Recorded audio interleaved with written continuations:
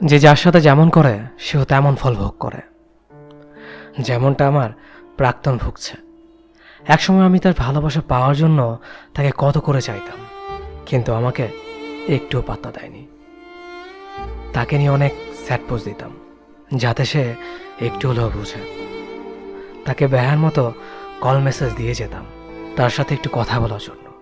সে দেখেও ইগনোর করে যেত, যেন আমি তার কিছুই না।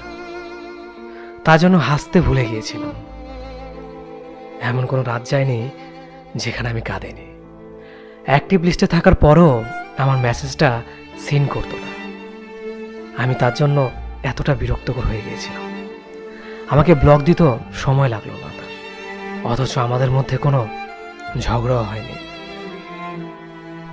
ও তখন অন্য কাউকে সময় দিতে ব্যস্ত ছিল, তাই তো আমার বার্তাও ছিল না।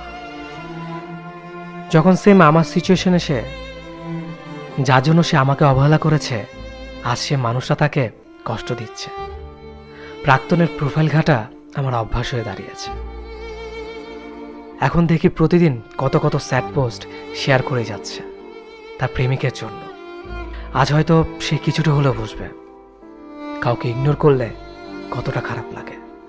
কাউকে ভালোবাসলে সে না বুঝলে কতটা কষ্ট লাগে সে আজ বুঝবে। এখন সে তার প্রেমিকের জন্য রাত জেগে বেড়াচ্ছে, তার জন্য কেঁদে যাচ্ছে। কোন এক সময় যেমনটা আমার তার জন্য হয়েছিল।